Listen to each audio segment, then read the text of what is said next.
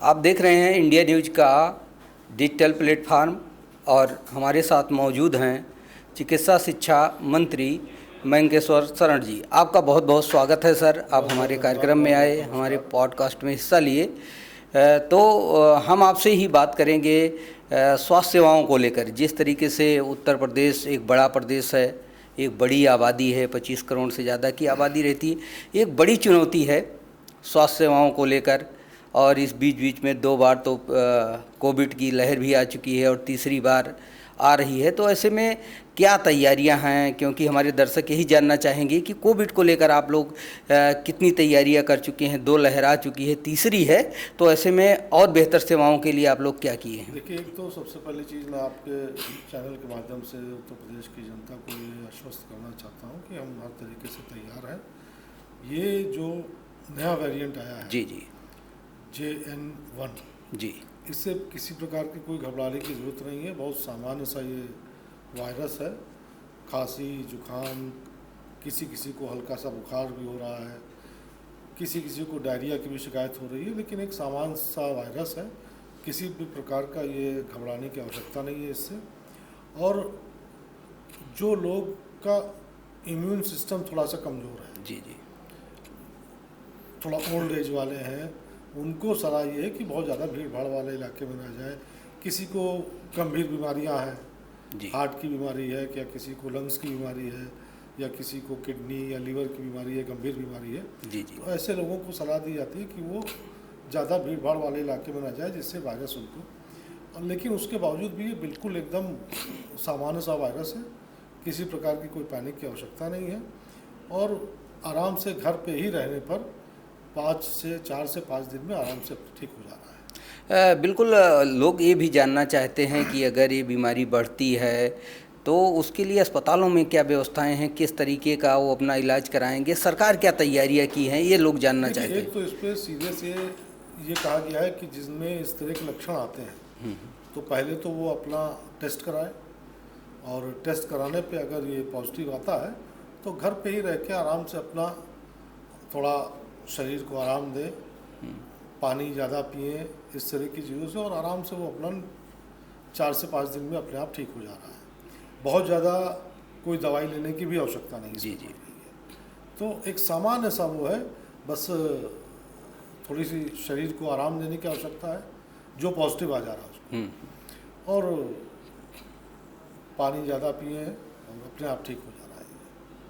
अगर तैयारी हमारी पूरी है। अगर कहीं किसी प्रकार की कोई जो ज़्यादा संक्रमित हो जा रहा है या जिसको कोई गंभीर बीमारी है, तो लगभग हर हॉस्पिटल में, चाहे छोटा सा हो चाहे बड़ा सा, माने CHC लेवल से लेके हमारे मेडिकल कॉलेज तक में सब पूरा इंतजाम हम लोग का है। दवाइयों की किसी प्रकार की कोई कमी नहीं है। और अभी तक एक भी कोई गंभीर, इसकी वजह से गंभीर व्यक्ति नहीं मिला है। बिल्कुल आप सही कह रहे हैं, लेकिन लोगों के मन में यही हो रहा है कि जैसे पिछली लहर में देखने को मिला, तो वो लोग यही जानना चाहते हैं कि जैसे जांच की जो स्टेप हैं, KGMU में शुरुआत हो चुकी है, वाराणसी में हो चुकी है, बहुत से बहुत से ऑक्सीजन प्लांट जो लगाए गए थे वहाँ पे उसकी क्षमता को देखते हुए, मतलब लोग ये जानना चाहते हैं कि सरकार जो तैयारियाँ किस स्तर पर कर रही है और किस स्तर पर उनको सहूलियत मिलेगी। सेकेंड वेव के बाद जो लगभग हर अस्पताल में एक ऑक्सीजन के प्लांट लगे हैं। जी जी, जैसे ही ये सूचना मिली उसके बाद माननीय मुख्यमंत्री जी के अध्यक्षता में एक बैठक भी हम लोगों ने की, और उसमें सारे प्रदेश के सभी ऑक्सीजन प्लांट जो हैं वो ठीक तरीके से काम कर रहे हैं, कहीं कोई कमी नहीं है।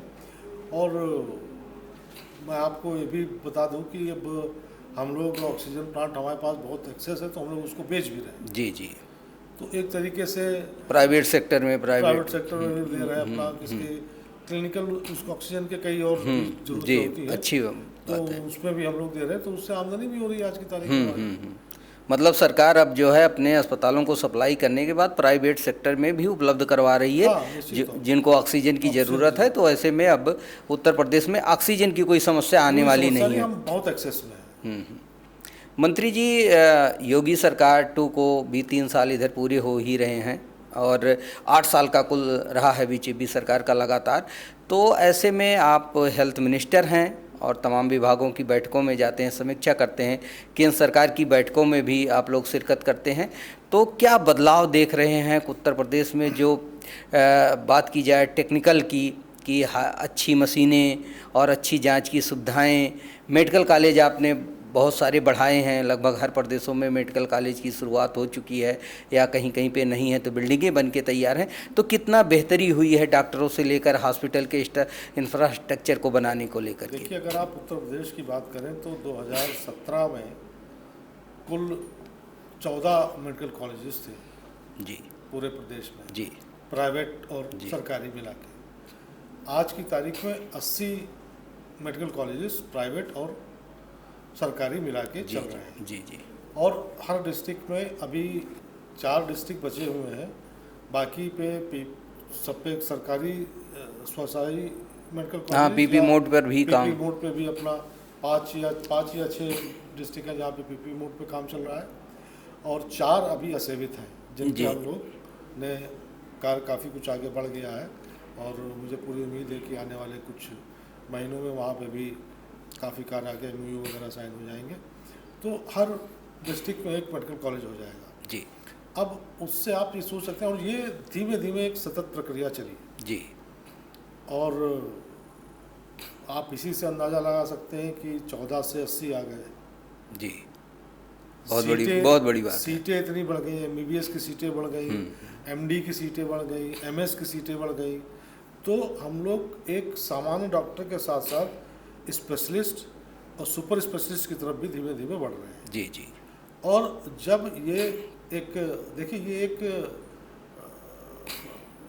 5 साल का MBBS का कोर्स होता है, 5 साल के बाद MD MS का 2 साल का होता है, फिर उसके बाद सुपर स्पेशलिस्ट के भी होते हैं। जी जी। तो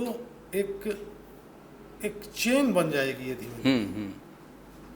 जब ये चेन बन के तैयार हो जाएगी तब उसका फ़ायदा प्रदेश को और ज़्यादा मिलने लगेगा। बिल्कुल, जिस तरीके से आपने कहा कि बहुत कम संख्या में मेडिकल कॉलेज थे, लगभग सभी ज़िलों में शुरू हो गए हैं, डॉक्टरों की संख्या बढ़ रही है, इसके स्टाफ जैसे नर्स हैं, वार्ड बॉय हैं, ये सारी टेक्निकल चीज़ें भी इसमें बढ़ रही हैं, जो लैब होते हैं उसका भी उच्चीकरण किया गया है, एक बड़ी आबादी है, तो इसको लेके कहा जा सकता है कि बेहतरी की तरफ काफ़ी आप लोग बढ़ चुके हैं। निश्चित तौर पर देखिए, और एक इसमें कुछ चीज़ें और भी है,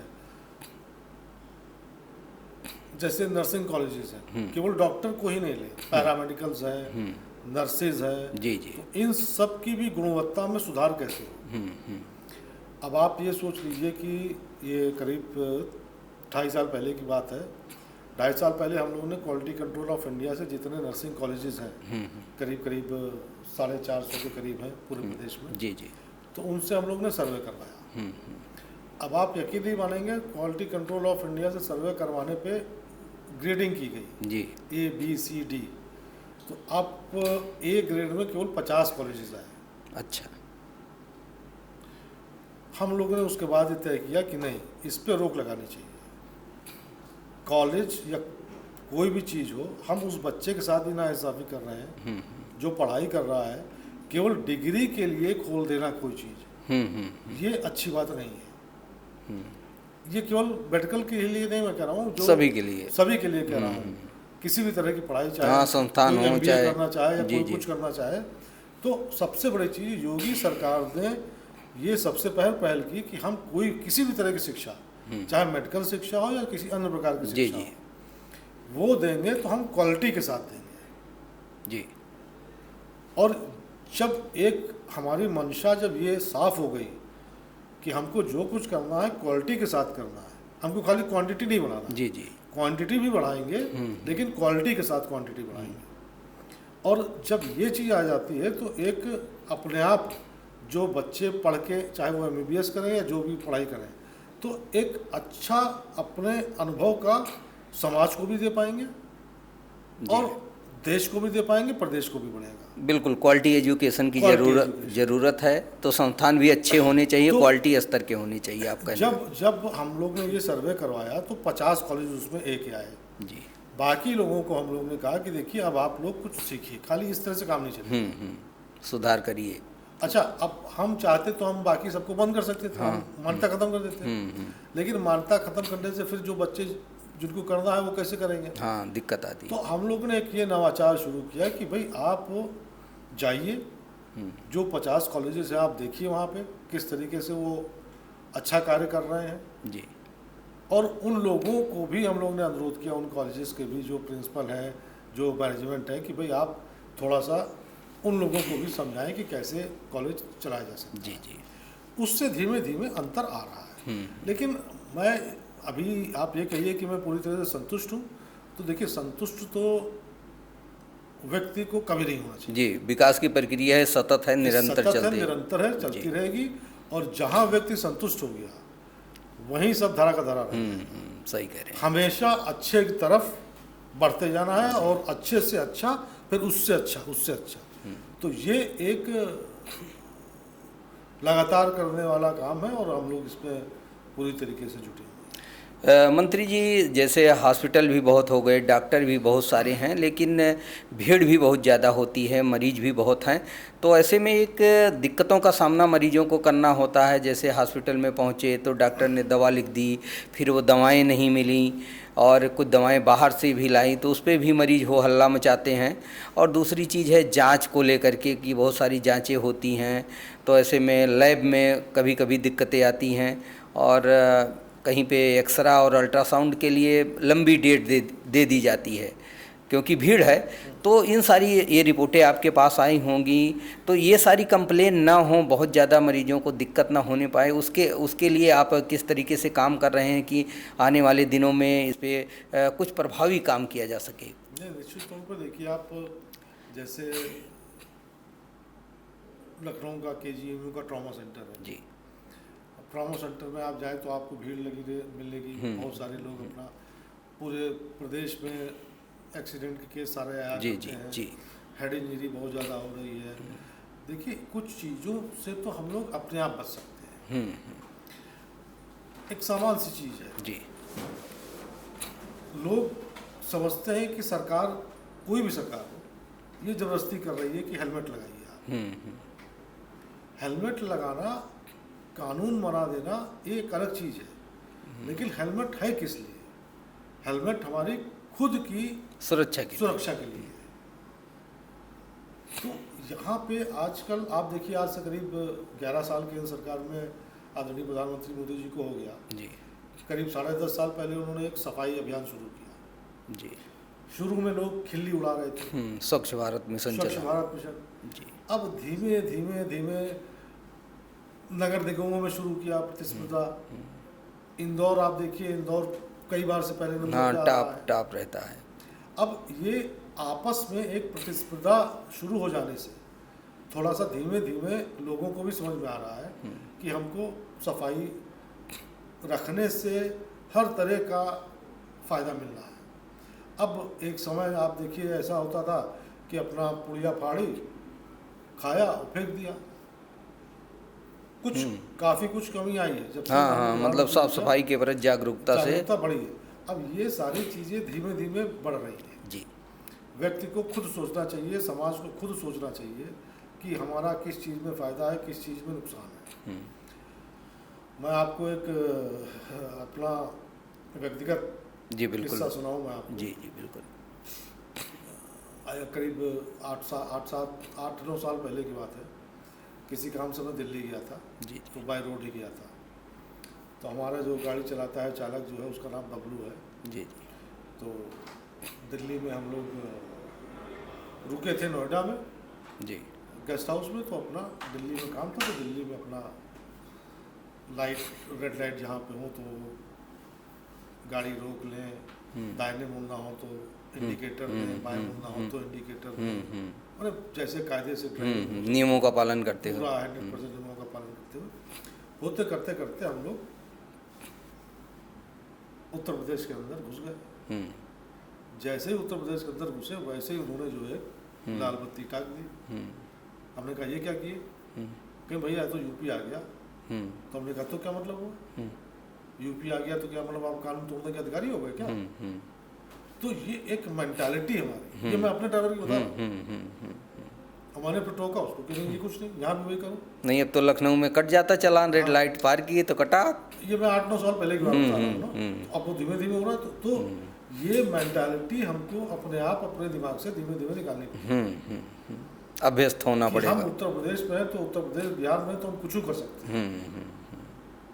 सही कह रहे हैं कि अब तो अपना छोटी छोटी चीज़ें अगर हम सब लोग अपने आप, हमारा कर्तव्य क्या है। बिल्कुल बिल्कुल।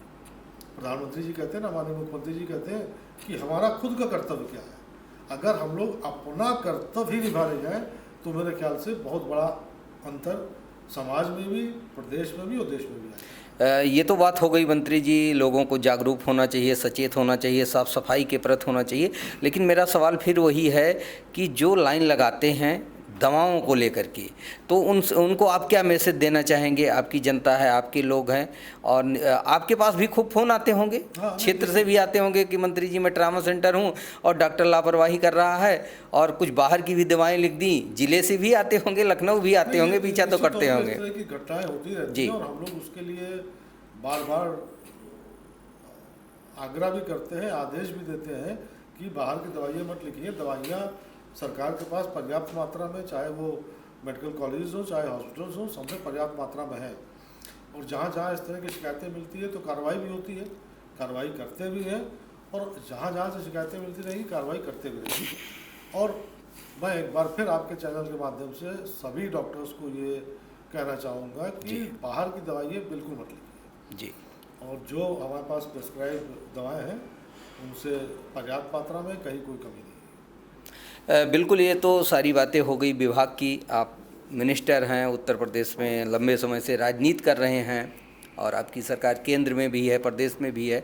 तो इस तरीके से जो मजबूती की एक बात कर ली जाए भारत पाकिस्तान को लेकर के, जिस तरीके से भारत ने ऑपरेशन सिंदूर चलाया, इसको लेकर के राहुल गांधी भी जवाब मांग रहे हैं कि कितने फाइटर जेट हमारे गिर गए, और विपक्षी भी तरह तरह की ये बातें कर रहे हैं। तो इसको लेकर आपका क्या कहना है, उनको क्या जवाब है? देखिए, मुझे तो जो लगता है कि आपने राहुल जी की बात की, राहुल जी देश की राजनीति, प्रदेश की राजनीति में रिलेवेंट रह ही नहीं गए हैं। वो आज से 25 साल पहले बच्चे थे और आज भी बच्चे ही हैं। राजनीति में बच्चे ही हैं, हर चीज़ में बच्चे हैं। अच्छा, देखिए, एक पीछे उनके आदमी रहता है, वही कुछ ना कुछ पर्ची दिया रहता है, वही उनको बोल देना है। ना तो खुद का कोई माइंडसेट है, ना खुद की कोई विचारधारा है। हम लोग देखिए, हम लोग ने तो बहुत करीब से देखा है, अमेठी से वो सांसद भी रहे हैं, तो कई मीटिंग में हमको बैठने का मौका मिला। और ये मैं आरोप की वजह से नहीं लगा रहा, एक लोकसभा में 5 विधायक होते हैं, और मैं चैलेंज करता हूं आपको कि 5 विधायक के नाम बता दे राहुल गांधी तो मैं जान जाऊंगा। 1 साल से ऊपर हो गया रायबरेली से सांसद बने। रायबरेली लोकसभा में 5 विधायक हैं, और 5 का नाम बता दे तो मैं जान लूँ उनको। मतलब उनकी जो ग्राउंड पे पकड़ है, मेंटल स्टेटस है उनका। अच्छा, कार्यकर्ताओं का, अपने नेताओं का नाम याद नहीं रखते हैं। नेताओं का नाम नहीं, आप अपनी लोकसभा के 5 विधायकों को तो जानते हो और पहचानते हो। तो मंत्री जी, इस पे जरा बताइए कि जिस तरीके से उन्होंने बयान दिया उस पर क्या मैं एक और किस्सा बता दूं। मेरी विधानसभा के बगल में प्रतापगढ़ ही है, प्रतापगढ़ जनपद पड़ता है। वहाँ से एक विधानसभा है, उसका नाम है रामपुर खास। जी जी। 2004 से लेकर 2014 तक कांग्रेस की सरकार थी, और जो माननीय नितिन गडकरी जी इस विभाग के मंत्री हैं, उस विभाग में कांग्रेस का ही सांसद जो है मंत्री था, ट्रांसपोर्ट, सरफेस ट्रांसपोर्ट मिनिस्टर। वहाँ से विधायक हुआ करते थे प्रमोद तिवारी जी। इन 10 सालों में प्रमोद तिवारी जी ने कम से कम 700 से 800 करोड़ रुपए CRF, सेंट्रल रोड फंड के अंतर्गत अपनी विधानसभा में काम कराया। रामपुर खास विधानसभा अच्छा। में। और अमेठी लोकसभा में 5 विधानसभाएं थी, जिनमें मेरी विधानसभा भी थी। और पूरे लोकसभा में 5 विधानसभा में ₹1 का काम अगर सीआरएफ के अंदर हुआ हो 2004 से 2014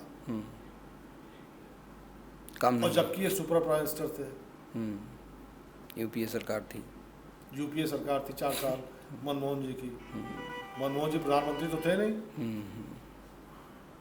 नहीं प्रधानमंत्री तो थे भाई, कहने हम वाले थे ना। ये आप कह सकते हैं, हम लोग तो कहेंगे कि कहने भाई वाले थे ना। प्रधानमंत्री थे मनमोहन। पर्ची तो आती थी 10 जनपद से ही। तो अगर 10 जनपद से एक पर्ची चली जाती कि अमेठी लोकसभा में भी 200 करोड़ रुपए की सड़कें बनेंगी, तो बन गई होती। बिल्कुल, आप हमारे कार्यक्रम में आए, आपको बहुत बहुत धन्यवाद। आपने हेल्थ के बारे में भी जानकारी दी और राहुल गांधी पर भी आप बताए, देश पर भी बताए, विदेश पर भी बताए, और आपका एरिया भी है अमेठी, तो उसके बारे में भी आपने ज़मीनी हकीकत बताई किस तरीके से। मेरा आग्रह ये है कि राहुल जी की बात करना बंद कर दीजिए। वो अब भारत की राजनीति में ना तो कहीं उनका कुछ है ना कुछ। देखिए, हम लोग पत्रकार हैं, हम लोग तो मुद्दे उठाते रहेंगे, बात करते रहेंगे, और आप भी उसका जवाब देते रहेंगे, तो ऐसे में वो बने तो रहेंगे। आप सत्ता में बने रहें अलग बात है। बहुत बहुत धन्यवाद आपका।